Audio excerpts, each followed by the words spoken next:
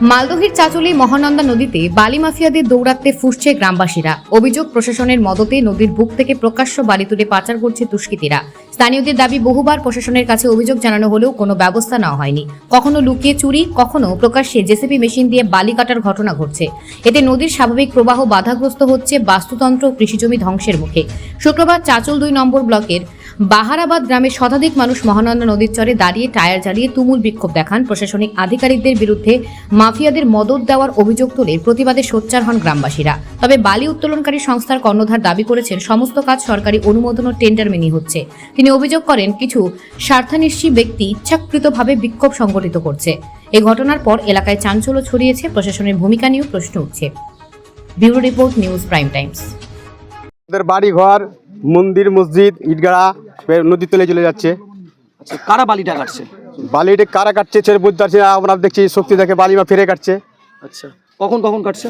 রাত্রে, দিনে, যখন খুশি, যখন ওদের সময় হচ্ছে তখনই কাটছে। এটাতে কি সমস্যা হতে পারে? আমাদের মন্দির চলে যাচ্ছে, মসজিদ চলে যাচ্ছে, ইট কাটছে। দেখেন সামনে নদীর জমি জায়গা চলে যাচ্ছে। সামনে ওখানে এটা সুশান, ওই সামনে দেখতে পাচ্ছেন ট্রেক্টরে দাঁড়িয়েছে, ওটা সুশান। ওটা নদীর তলে তখন হিন্দু ধর্মের লোক ওই নদীতে দাহ করছে।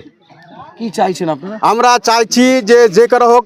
দিদিমণির কাছে আবেদন করছি, দিদিমণির দয়ার সাগর। কিছুদিন আগে 200 কোটি টাকা বাজেট করে নদী ভাঙন বানানোর জন্য উনি বাজেট করেছেন। নদী বাঁধছেন, আবার ও নদী ভাঙন বাঁধছেন, আবার আমাদের নদী কাটছেন। এই আমি কিছু বুঝতে পারছি না। আপনার নাম? আমার নাম মোজাম্মেল হক। একটা নিষ্পত্তি চাইছি যে এখানে যে বালি কাটার ফলে বিভিন্ন যে অসুবিধা, তার মধ্যে অসুবিধা হচ্ছে 2 নদীর মাঝখানে একটা হোসেনপুর বলে গ্রাম আছে। এই গ্রামটা কিন্তু নকশা থেকে কিন্তু বিলুপ্ত হয়ে যাবে। কেন? এইখানে অনেক ডেলিভারি মাকে নিয়ে যেতে খুব সমস্যা হয়, তাদের বাচ্চাদের পড়াশোনার খুব সমস্যা হয়। আর সবথেকে বড় কথা হচ্ছে নদী গর্ভে কিন্তু শ্মশান। এই শ্মশানটাকে আমাদেরকে একদম রক্ষা করতে হবে। তারপরে আমাদের বাপ দাদা ঘুমিয়ে আছে কবরস্থানে। এভাবে যদি বালি কাটা হয় তাহলে কবরস্থানে আমরা কিছুদিন পরে জিয়ারত করতে পারবো। বালিটা কাটছে? বালি কাটছে বালি মাফিয়ারা। আমরা তো দেখতে পাচ্ছি না কে টেন্ডার নিয়েছে, কারা বা নিয়েছে, আমরা কাউকে দেখিনি কোনোদিন। এখানকার যারা আছে তাদেরকে দিয়ে কাটা হচ্ছে। ওরা বলছে যে টেন্ডার নিয়েছি, তারপরেও টেন্ডার নিলে আমরা তো ভাবতে পারছি না যে টেন্ডার কিভাবে হয়, কিভাবে মুখ্যমন্ত্রী মমতা বন্দ্যোপাধ্যায় কিভাবে এটা অনুমতি দিতে পারে, যিনি একদিকে কবরস্থান বাজিয়ে দিচ্ছেন, শ্মশান বাজিয়ে দিচ্ছেন, লাইট দিচ্ছেন, নদীর পাড় বাজিয়ে দিচ্ছেন। সেক্ষেত্রে কিভাবে এখান থেকে এই বালি উঠিয়ে নিয়ে চলে যায় টেন্ডারের নাম করে? এটা কিন্তু অবৈধ। কি চাইছেন আপনি? আমরা এখন সুবিচার চাইছি, বালিটার জন্য বন্ধ হয় কাটা, বালিটার জন্য না কাটা হয়। আপনার নাম? আমার নাম আবু মাসা। 4 গ্রাম বসবাস করি। এখানে বালি কাটার জন্য গ্রামবাসী বা অনেক বাড়িঘর ধ্বংস হয়ে যাবে। এখানে কিছুদিন পূর্বে এখানে চাষাবাদযোগ্য জমি অনেক ধ্বংস হয়ে গেছে। গাছ ছিল, গাছগুলো ধ্বংস হয়ে গেছে। আমাদের পাশে এখানে আছে কবরস্থান, কবরস্থান কিছুদিনের মধ্যে ধ্বংস হয়ে যাবে।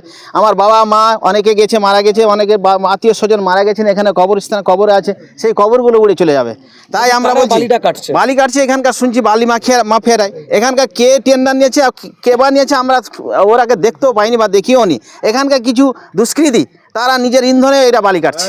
এটুকু আমার। কখন বালি কাটছে? এখন কখন যে কাটছে, কোনো সময় দুপুরে কাটছে, কোনো সময় রাত্রে কাটছে, এইভাবে কেটে নিয়ে যাচ্ছে। কি চাইছেন আপনারা? আমরা চাইছি যে বালি কাটা অবিলম্বে বন্ধ হোক। প্রশাসন আধিকারিক বলেছি আমরা যে এইটা যেন বারবার আমরা অনুরোধ করছি যেন এই বালি কাটা বন্ধ হোক। কেন বন্ধ হচ্ছে না? এরপরেও আপনারা তো এটা খুঁজেই পাচ্ছি না। প্রশাসনকে বলা হচ্ছে, অথচ এদের এখানকার জনপ্রতিনিধি দিয়ে যারা এমএলএ আছে, এমএলএ আছেন, জেলা পরিষদের নেতা আছেন, সবাইকে বলা হচ্ছে, অথচ বন্ধ হচ্ছে না। এটা কারণ খুঁজে পাচ্ছি না। কি নাম আপনার? আমার নাম শহীদুর রহমান।